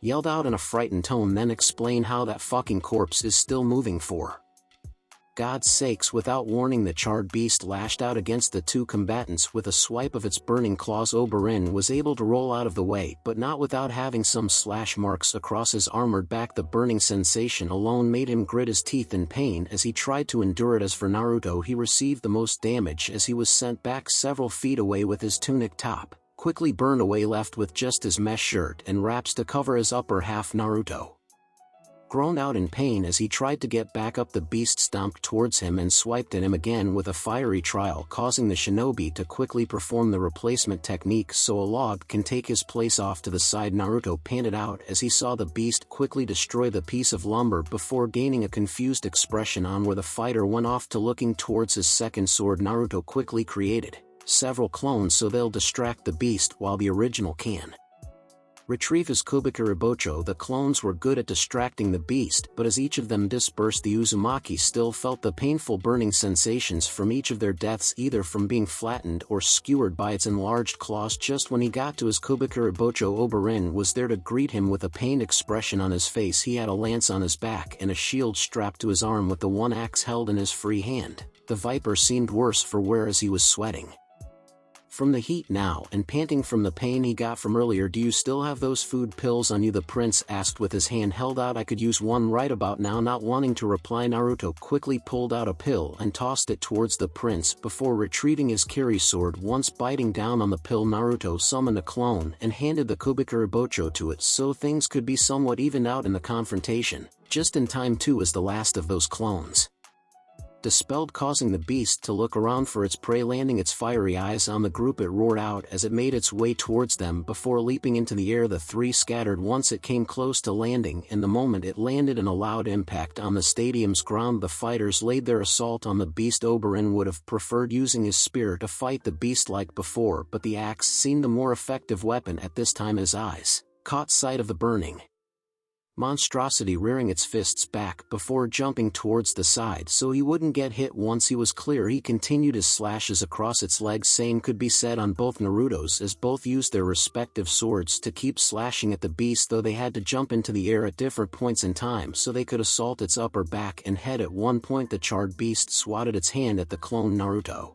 and caused it to disperse. The Kubikuribocho fell down onto the ground with a clatter before the original grabbed a hold of it and sealed it back up into his arm. The original channeled chakra into his greatsword to possibly add in more damage with the fiery coating. Much to his disappointment, the added element wasn't doing much in terms of attack power, as the beast's flames and the swords were just canceling each other out. It was when Naruto realized that the beast was primarily putting its attention towards him, as its horned head kept shifting around for any sign of him, as it seemingly ignored Oberyn's onslaught to some degree. Getting tired of the prince's onslaught, the beast stomped and slammed onto the ground several times to make both fighters lose their balance to some degree, and without warning, the Valyrian beast expanded its chest as it took in a lot of air into its lungs before the unthinkable happened. "Are you fucking kidding?" the combatants yelled out with widened eyes as they saw the fiery lava spew from its mouth in various directions.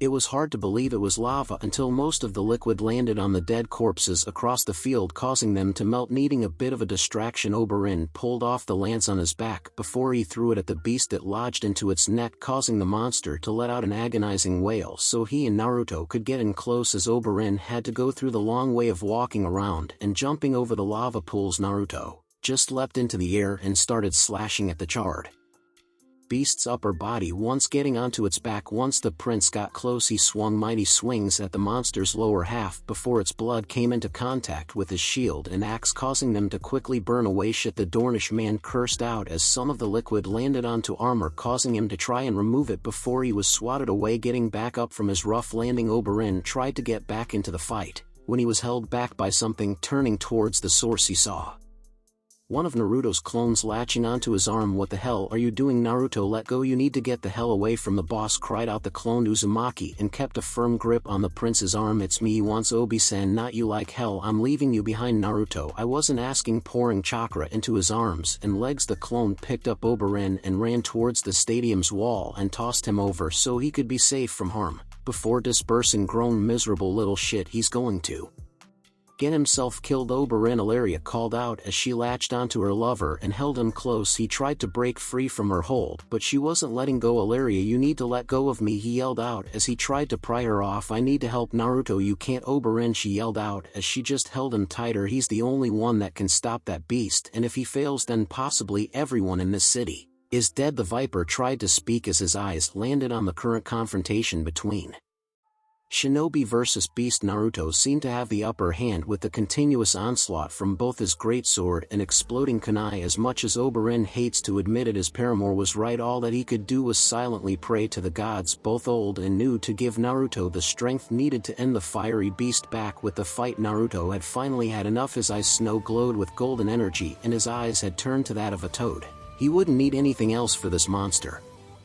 Healing senses, strength, speed. All of this was enhanced by nearly 5 times its normal capabilities. Sage mode was the one thing that would save these people. Anything more would just be overkill. That, and he was still recovering from the war and his chakra was acting hectic at the moment the beast roared as it charged the Uzumaki, but the blonde stood still and waited till it was only feet away before spinning around and delivering a powerful backhanded punch that sent the beast flying away, where it crashed into the wall with a roar of pain. The beast rose with a snarl and charged, and this time Naruto too took the time to rush forward to meet the beast head-on. With a chakra-enhanced leap, Naruto brought a fist up over his head and smashed it down as he hit the floor of the arena, the beast coming to an immediate halt as its head slammed down. Dazed from the blow, Naruto was unhindered as he raised his fist and smashed it into the beast's head, only to rear back his other hand, where he repeated this action blow after blow. Naruto rained down a heavy beating until the beast gave a roar and spun around and knocked him away with its tail hitting the ground. The blonde grunted in annoyance as he stood back up and cracked his neck, flicking his wrist. A set of kunai were in his hands, spinning rapidly before he gripped them in a reverse-handed hold. Man and beast charged, but it was Naruto who drew first blood as he swiped his chakra-enhanced knife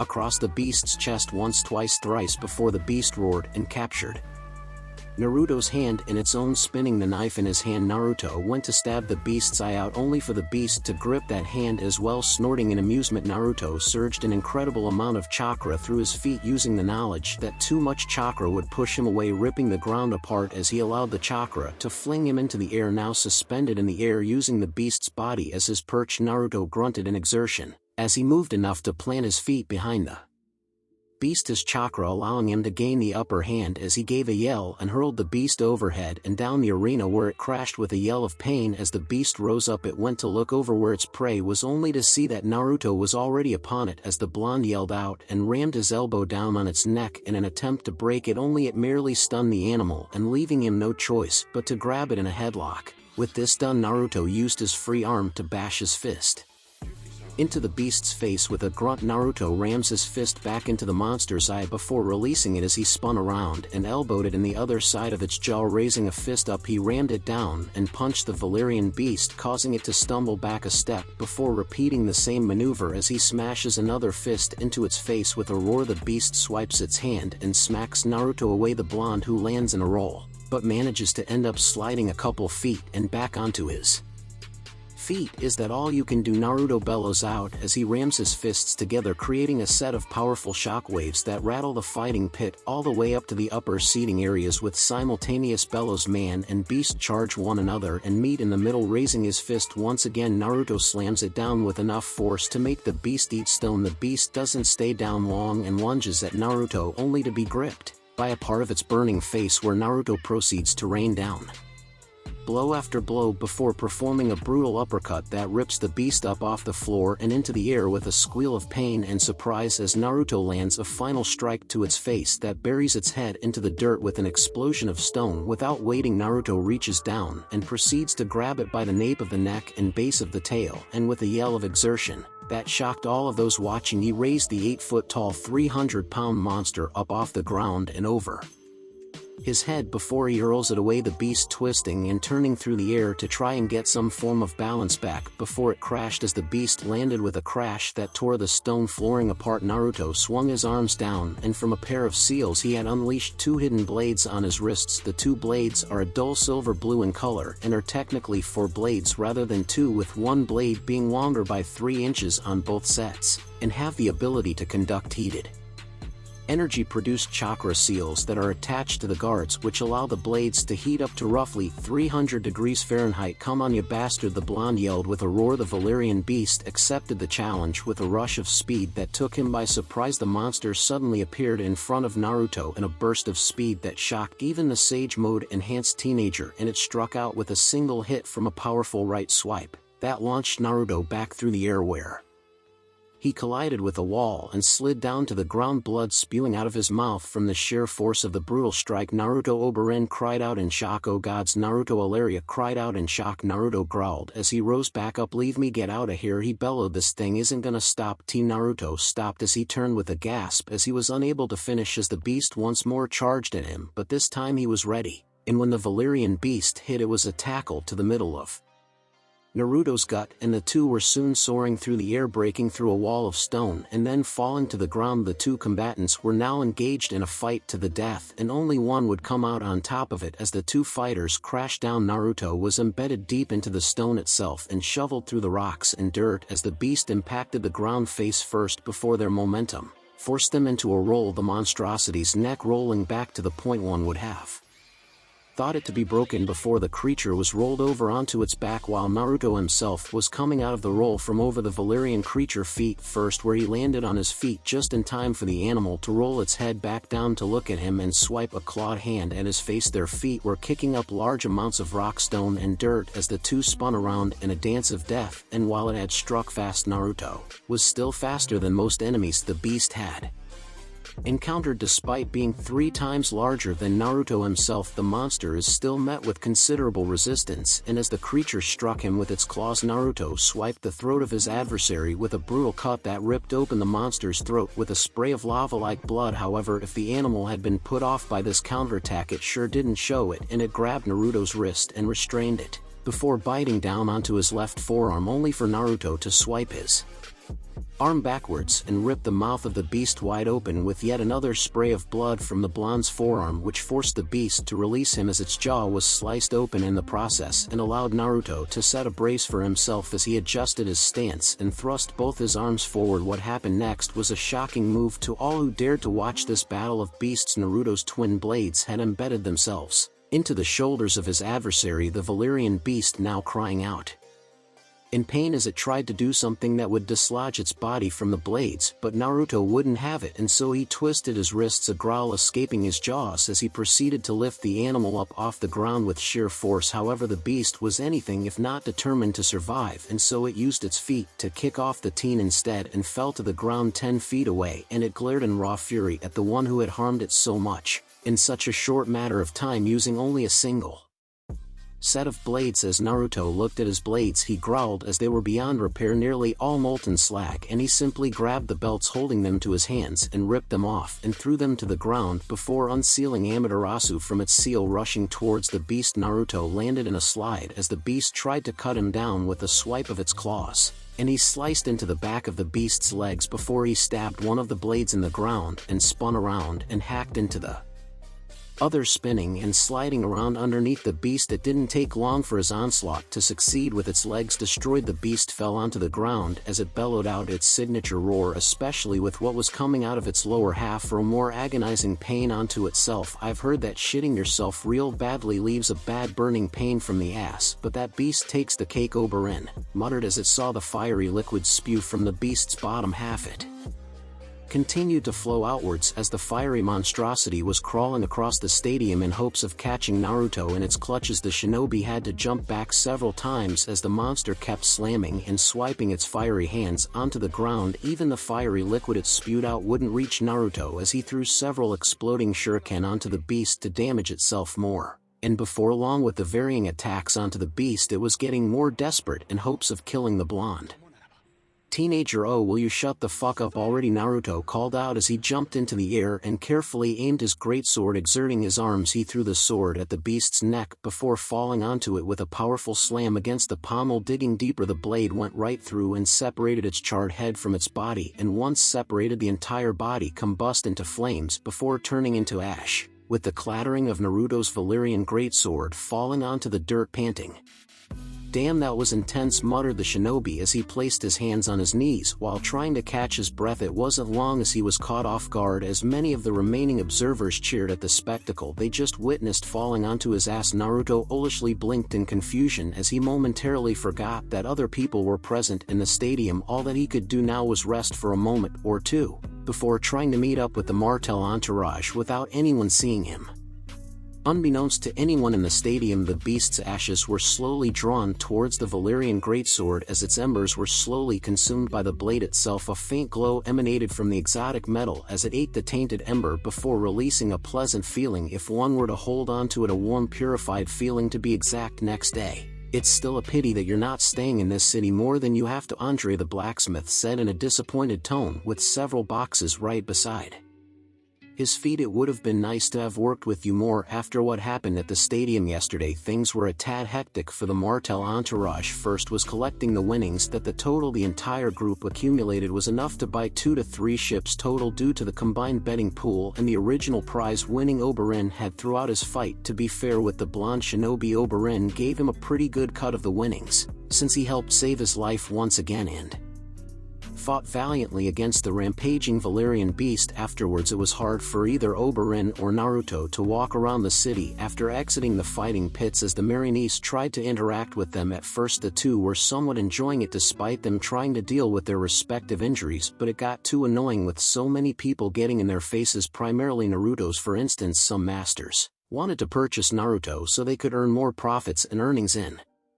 upcoming games. Women tried to get into his pants so they could breed strong children for the future, which got some good laughs from the Martell group as a whole, but it got a little crazy when they heard that some of the Dothraki sought the shinobi out so they could see who was the better fighter. After that last one, Naruto decided to hightail it out of there and hide out at the lodge where Oberyn, Ilaria, and the crew were staying at for the rest of the day. Back to the present time, the Dornish prince decided it was time to head back home once everyone was fully rested and ready to go, though the married couple and Uzumaki actually forgot to pick up their commission from Andre. It didn't matter as he met them in front of the building they were staying at on the trip. Wanting to see them out, the blacksmith traveled with the crew so he could say his goodbyes before handing over their orders. "Same here, Andre." Gigi, Naruto responded back with a small smile. "It was good to have my clone's memories of us working together on the weapons in your shop. Indeed, hells, we were barely finishing things up when I heard of what happened at Daznak's fighting pit," the blacksmith said with a small pout. "I wish I could have seen that action since it's been all abuzz in this city as of late." "No kidding," muttered the sand snake with a shake of her head. "It was a complete nightmare trying to move about with people blocking our way." "Well, what do you expect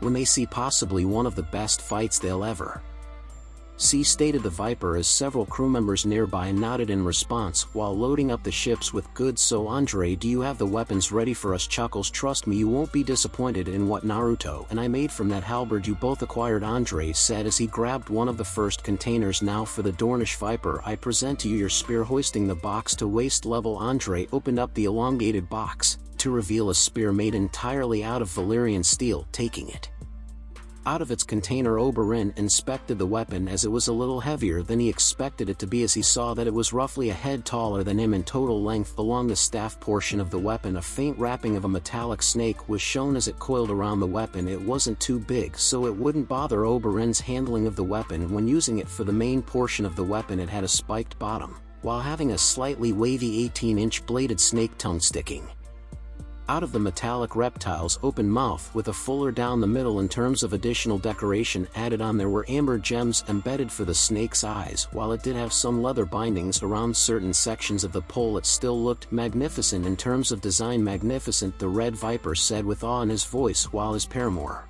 inspected it as well, swinging it around in a built-up pace. The couple could hear a faint hum of the Valyrian metal singing in the air to quickly tell it was legit. "Both of you have done well on this, that's for sure, so thank you both." "You're quite welcome, Prince Oberyn, though you should name your weapon when it seems appropriate," Andre said before he nudged Naruto to grab the next container to show off. "And this one's for you, Ella-san," Uzumaki said as he opened up the box to reveal the paramour's sword. It was a 2 feet long katana with desert snake skin covering the majority of its sheath with some cloth tied to it so it could hang off of one's hip. Looking at the handle, it had a yellow wrapping with the Manuki underneath it showing the Martell sigil of the spear piercing the sun with the Tsuba/guard. It contained a pair of snakes trying to eat the other, while the pommel was simple with a small snake outline carved into it. Pulling the sword from its sheath, Ilaria also heard the faint hum of the blade as she saw the interesting blade before her of seeing the typical outlook for Valyrian steel with some additions to it like the darkened portion on the spine looking towards the handle. Ilaria saw that on one side had a carved out symbol of a hammer while the other had a spiral symbol on it indicating that it was both Andre and Naruto who made the weapon. It's beautiful, the sand snake muttered as she kept inspecting the weapon in her hand. It's an interesting weapon, that's for sure, but I think I can handle using it. Understandable, Ella-san.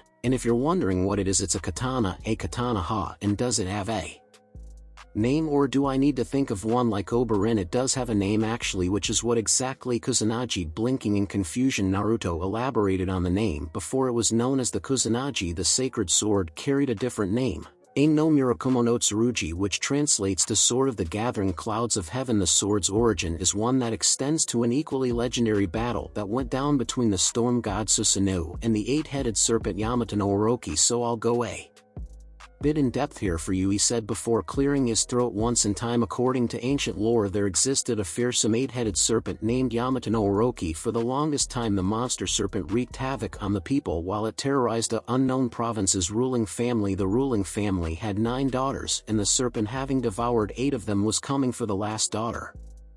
Not wanting to lose another daughter, the head of the family sought the help of the then exiled storm god Susanoo. Upon hearing the story, the storm god Susanoo wasted no time and tracked down and attacked the eight-headed beast. His valiant efforts, however, were in vain. Orochi proved to be a formidable beast, and the storm god was ultimately forced to retreat. Although defeated at the moment, Susanoo wasted no time, as he started to devise his next plan of attack against the serpent Orochi. Susanoo's plan was as cunning as it was simple. The storm god planned on getting each of Orochi's 8 heads drunk, and so the storm god Susanoo went on with the preparations. He had arranged 8 giant bowls of wine to lure out the 8-headed serpent, and like any animal, Orochi took the bait and fell for the trap. Intoxicated and asleep, the beast was defenseless when Susanoo attacked, ferociously decapitating each of Orochi's 8 heads. To make certain that Orochi was unable to regenerate and return, Susanoo with his sword chopped off the serpent's tails. Older stories have it that it is in one of the Orochi's tails that Susanoo recovered a second sword, the legendary sword which at the moment he named Ein no Murakumo no Tsurugi, or Sword of the Gathering Clouds of Heaven, and thus he finished the grand tale of how the sword's name was created. Not bad, Ilaria said as she nodded her head, once enjoying the story. Not bad at all. And what's in the last container? Naruto turning towards the prince. Naruto spoke up that it was a gift for Oberyn's brother Prince Doran, and the shinobi wanted to present it to the Dornish leader. Once making it to Oberyn's home, Naruto explained that the halberd had extra material to make one additional weapon, and after hearing about the Viper's older brother the Uzumaki wanted to make something nice for him with the leftover material. Oberyn understood the idea. Since Naruto might be staying with them for the unseeable future, it would be best to present a gift to the main family member, though this left the couple wondering what the gift was exactly as it was sealed away into one of Naruto's scrolls. I've gotta tell you too that these works are superb and possibly the best we've ever seen. Head, that's nothing, Andre said with conviction in his voice towards Ilaria's response. I'm practically the best Valyrian steel reforger there ever is, but I heard the one blacksmith over in Volantis was the best. This caused Andre to hock a loogie onto the deck with slight disgust in his voice. That has been pleased. That man sure is good and all, but he pales in comparison to my work. He's only well known since he advertises too often and well enough, while the real smither doesn't do as such. Naruto rolled his eyes at this, since he knows the rivalry between most blacksmiths, whether by reputation or skill it's hard to tell at times, but it's an odd force that drives other people in the craft to push forward and do better in later projects. Naruto had this happen quite often when he tried to catch up to 1010 in terms of crafting better weapons and armor around her family shop. Well, I think this is good. By Andre the blacksmith, and thank you again for this, Oberyn stated as he placed his weapon back into its case before bowing at the intimidating looking smither with his lover following the same actions before heading towards the ship. Well, I'll be seeing you later, boy. Same here, Andre. GG. You know, if you wanted to, like I said before, you could maybe come with us to Dorne. And why is that? Giving the older smither a shrug, Naruto gave his best response. I don't know, I mean, after working with you, I think it would be great to possibly learn more from you than just exchanging notes and learning how to reforge Valyrian steel from you entirely. It's just that I think it would be right to finish teaching me everything you know, to fully pass on your craft onto me instead of just a handful of things. Andre. GG. That's quite understandable, since I was thinking the Same thing, and as much as the offer sounds tempting, I just can't leave right away. Boy, I've still got a business to run here, and I can't just suddenly stop all of a sudden. It takes time for me to slowly transfer my business to somewhere else. Nodding and understanding, Naruto was about to turn away when Andre handed him an object wrapped in cloth. The blonde didn't see this before with the containers Andre brought over, possibly had it behind his back the entire time so he could really hide it well. Unwrapping the cloth, Naruto saw an unusual charred-looking double-edged sword with its twisted blade. It had a cruciform guard attached to a two-handed grip with a ring pommel that gave off the impression of an overly designed fire poker. What's this for? Something that I thought I'd want to give you, Naruto. Andre started out before explaining in detail. My teacher's teacher traveled through old Valyria in his youth and stumbled across this odd sword in this one temple. It was the only thing worth of value at the time, along with acquiring the knowledge on reforging the secret of metal. Once leaving that place, he studied the blade and tried to see if it was of Valyrian steel, which it's not just regular steel, but said that it had an odd feeling about it. And why are you giving it to me? For one, it's cluttering up space and I have no use for it. Okay, it's not just that, boy, but it's a bit of a tradition in the teacher/student line of mine, passing this relic down through blacksmith to blacksmith to keep the line rolling. Hells, maybe you could find its functionality that neither I nor my predecessors could figure out aside from it being a glorified centerpiece. Naruto smiled when hearing this and nodded in thanks before he sealed the odd poker sword into his arm before waving the elder blacksmith goodbye. The shinobi was touched on Andre doing this for him, and he promised he'll do what he can to figure out the purpose of the sword. Once boarding the smaller Martel ship, Naruto was about to help out the crew members on the tasks when Andre called out to him, "Be careful out there, Naruto, don't get yourself killed. It'll be a shame if you did too soon." "Don't worry, Andre GG," the blonde started with a confident grin. "I won't be dying that easily." It wasn't long before the two Martel ships left port and slowly made their way around Slaver's Bay so they could head towards the home of House Martel, Sunspear, capital of Dorne.